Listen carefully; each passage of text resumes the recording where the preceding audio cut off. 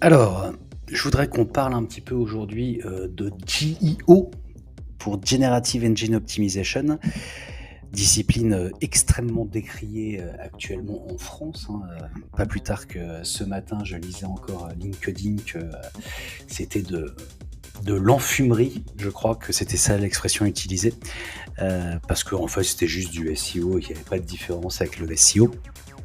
Alors moi je suis pas d'accord avec ça, même si, absolument tout le monde a le droit de s'exprimer sur le sujet et qu'effectivement, il n'y a pas actuellement véritablement, d'experts, sur le sujet. Parce que, tout simplement, c'est une discipline qui est extrêmement nouvelle, parce que tous les moteurs de recherche génératifs de type ChatGPT, Perplexity, Gemini, Grok, Claude, tout ce que tu veux, en fait, ils fonctionnent, pas forcément tous, exactement de la même manière. Ils ne sélectionnent pas tous les sources de la même manière. Ils n'activent pas l'outil qui leur permet d'aller, sur le web pour sélectionner des sources de la même manière. Donc c'est évidemment une discipline extrêmement compliquée. C'est quand même profondément une boîte noire, tout ça. Et pour autant, je suis absolument convaincu, mais c'est une conviction, plutôt, intime, si vous voulez, que, c'est autre chose, c'est différent que le SEO, pour une raison assez précise, c'est que, en fait, les utilisateurs n'utilisent pas ChatGPT de la même manière qu'ils utilisent Google. Ils ne tapent pas les mêmes, ils n'ont pas les mêmes usages, ils ne tapent pas les mêmes, questions. Hem et en plus de ça, les, ChatGPT, ils ne sélectionnent pas les sources, de la même manière que le fait Google. Donc, c'est quand même tout un nouveau paysage, toute une nouvelle, discipline à décortiquer. Et puis en plus de ça, je trouve que en tant que consultant SEO, historique, si vous voulez, je trouve que l'essence même du métier, c'est quand même d'être des défricheurs et d'être, des bêta-testeurs et enfin tout ce que vous voulez. Mais en tout cas, il faut s'amuser, il faut essayer de comprendre sans cesse. C'est évidemment pas du tout évident parce que, je pense vraiment que, eux-mêmes, chez ChatGPT, pour prendre juste l'exemple de ChatGPT, ils sont, ils sont eux-mêmes, à mon avis, ils naviguent quand même un peu à vue et à mon avis, ils ajustent un peu le comportement de ChatGPT, heu, un peu tous les jours, peut-être pas tous les jours, mais d'une manière très, très régulière. Donc la vérité d'un jour n'est plus du tout la vérité du lendemain. Hem Et puis en plus de ça, la vraie, vraie grande difficulté, c'est que contrairement à Google, on n'a aucune donnée. On n'a pas de vraies données. On ne sait pas exactement quelles sont les questions que posent, les internautes, face à la machine. Hem Parce qu'au moins avec Google, on a une Google Search Console, on a des volumes de recherche, même s'ils valent un peu ce qu'ils valent, mais on a quelques données qui nous permettent de pouvoir, l'essence même du métier de consultant SEO, c'est de pouvoir, d'identifier en fait la demande des internautes, comment ils s'expriment, pour pouvoir faire matcher les contenus de nos clients, face à cette demande, hein. C'est ça finalement le métier de consultant SEO, historiquement. Tiens, les utilisateurs en fait quand ils font une recherche en lien avec telle ou telle thématique, ils utilisent, plutôt ces mots-là, plutôt ces mots-là, plutôt ces mots-là. Et il faut que dans vos contenus, vous utilisiez aussi, plutôt ces mots-là, plutôt ces mots-là pour rencontrer la demande. Et ça, ce match fait que, en général, vous répondez donc, aux besoins des utilisateurs et vous êtes d'une manière ou d'une autre récompensé par Google. Avec ChatGPT, on a un tout petit problème, c'est qu'on ne sait pas comment les internautes s'expriment.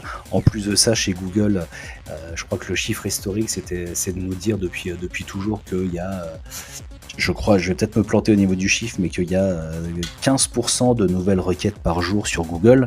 À mon avis, sur ChatGPT, ce chiffre, il doit atteindre les 98. Bah, je vous dis ça évidemment complètement au hasard, c'est plus de l'intuition qu'autre chose, mais comme en plus de ça, sur ChatGPT, a priori, on voilà, on parle en langage naturel, on utilise, des beaucoup plus de mots pour poser des questions, parce que c'est bien plus simple, on a une conversation avec la machine et bah, plus on tape, une longue question et plus cette question elle a des chances d'être complètement unique. Donc c'est pour ça que, je trouve qu'il y a plein de gens qui nous disent: «Mais vous allez voir un beau jour, ChatGPT, ils vont nous sortir leur propre search console, la ChatGPT Search Console». Bah, je sais pas comment ils vont réussir, à regrouper les requêtes qui sont, à mon avis, plus ou moins, toutes complètement uniques. Non, mais oui, mais dans les requêtes de 500 000 personnes, ils ont utilisé le mot SEO à l'intérieur, donc bah, ça parle un peu de SEO. Ouais, mais ils ont dit quoi exactement? Ça va être très très compliqué cette histoire. Après, effectivement, l'argument des gens qui disent qu'un beau jour on aura de la data, et de dire que, bah, oui, mais en même temps, ChatGPT, à un moment donné, ils vont nous sortir forcément de la pub et que pour convaincre les annonceurs d'investir dans la pub dans ChatGPT, il va falloir leur donner de la data, des insights et du volume de recherche en face pour pouvoir les convaincre d'acheter de la pub. C'est un argument qui n'est pas complètement idiot, mais je ne sais pas du tout comment ils vont faire pour avoir de la data un peu pertinente à nous fournir chez ChatGPT. En tout cas, quoi qu'il en soit, ce que je pense, c'est que comme on ne sait pas grand-chose sur comment les internautes s'expriment dans ChatGPT, je pense que la meilleure manière d'augmenter vos chances d'être cité par la machine quand un utilisateur tape un prompt en lien avec votre activité, c'est de démultiplier votre présence en ligne. Je pense que juste, c'est à date la seule manière de vraiment augmenter vos chances. Et je parle d'augmenter vos chances, augmenter la probabilité que la machine vous cite votre marque ou l'une de vos sources dans la synthèse qu'il va faire à l'utilisateur pour lui répondre.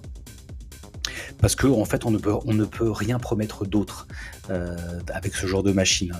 On ne peut absolument pas vous garantir que vous apparaîtrez tout le temps, c'est sûr et certain. Non, déjà, c'est des machines qui sont non déterministes, donc qui ne feront jamais deux fois la même réponse à un utilisateur. Et donc, intrinsèquement, le fonctionnement de la machine fait que on peut juste tenter d'essayer d'augmenter la présence en ligne. Et comment on tente d'essayer d'augmenter la présence en ligne? En essayant de répondre au maximum de questions que se posent vos personas, les utilisateurs en lien avec votre activité. Pour moi, à date, c'est la seule manière de faire. Et donc toutes les questions, les moindres questions, les milliers de questions, il faut un contenu, un bout de contenu, un chunk, un passage, un extrait de vos contenus sur votre site web qui répondent précisément à un besoin utilisateur tel qu'il était exprimé. Donc identifier des questions, je trouve qu'aujourd'hui on a à la fois plein d'outils, mais je pense aussi que un outil tel que ChatGPT notamment, tel que ChatGPT peut nous aider à identifier des centaines, des dizaines, des centaines ou des milliers de questions. Si on le prompte un peu correctement, avec toute sa base de connaissances, on peut réussir à itérer avec lui pour avoir ce genre de questions. Des questions pertinentes, plus des outils, les People Also Ask de Google, mais je trouve qu'on est limité, moi, avec les People Also Ask de Google à un moment donné. Mais en tout cas, on peut obtenir plein de questions en conversant avec la machine. Mais ce qui me paraît totalement indispensable aujourd'hui, c'est aussi de pouvoir identifier rapidement si, à l'intérieur de notre site web, nous avons un extrait, une page, un passage qui répond précisément à telle ou telle question. Pour ça, je pense qu'il est indispensable aujourd'hui d'avoir une base de données vectorielle de l'ensemble de vos contenus convertis en vecteurs. Je pense que c'est totalement indispensable justement pour pouvoir faire ce travail-là d'itération de «Ah tiens, mais j'ai identifié une question qui est intéressante, mais est-ce que déjà dans mon site, j'ai un extrait, quelque chose, une FAQ, je ne sais pas, mais quelque chose qui répond précisément à cette question?» Je vais pas y passer des heures parce que mon site, il est beaucoup trop gros, donc je ne sais plus, mais j'ai besoin de savoir. Et ben, rien de tel pour ça que d'avoir une base de données, vectorielle. Grâce à un MCP, par exemple, on peut connecter, une plateforme conversationnelle avec une base de données vectorielle et donc, potentiellement, poser des questions à la base de données vectorielle et identifier si on a ce qu'on appelle des chunks, hein, pertinents qui répondent précisément à la question. Mon introduction était tellement longue que c'est un énorme scandale, mais alors je vais pas non plus vous montrer ça, mais ce que je voudrais vous montrer, j'ai préparé un petit prompt, parce que j'ai une fonctionnalité précise pour faire ça avec mon petit MCP.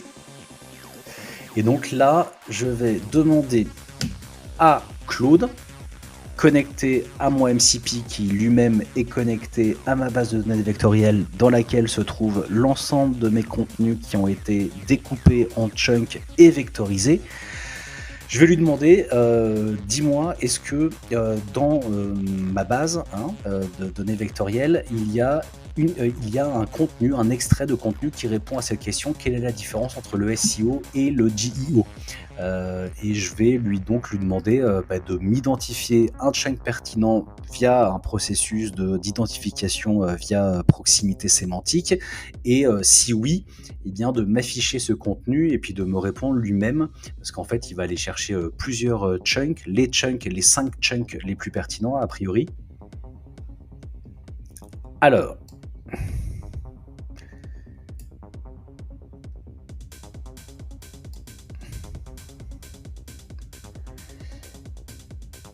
et donc il identifie que j'ai effectivement donc dans cette URL là, qui est donc une page de définition du Generative Engine Optimization, hem, eh bien, le chunk le plus pertinent, score de similarité 0,6, donc c'est un score sur 1, qui se trouve dans une section intitulée GEO versus SEO, quelle différence? Avec un tableau comparatif détaillé. Voici les différentes clés mentionnées. Objectif 1, format des résultats, critères d'optimisation, comportement utilisateur. Reste essentiel pour autant, le GA devient un complément indispensable suggérant une complémentarité entre les deux approches, ce qui est confirmé par un autre chunk de l'URL qui indique avec un score de similarité de 0. Pardon. Alors ce qui est un poil étonnant, c'est qu'il me parle de c'est qu'en fait le meilleur chunk qui se trouve dans un contenu qui précisément est dédié aux différences entre le GEO et le SEO, un contenu avec lequel je suis plus forcément d'accord d'ailleurs maintenant. Et d'ailleurs, ça me fait me poser cette fameuse question de savoir si, est-ce que, je me demande s'il peut y avoir des questions de cannibalisation de chunks, d'extraits. Parce qu'en fait, dans ce contenu, donc lexique géo, je peux peut-être vous le montrer. Eh bien, j'ai précisément un passage. Voilà, merci. Donc j'ai précisément donc ce tableau-là.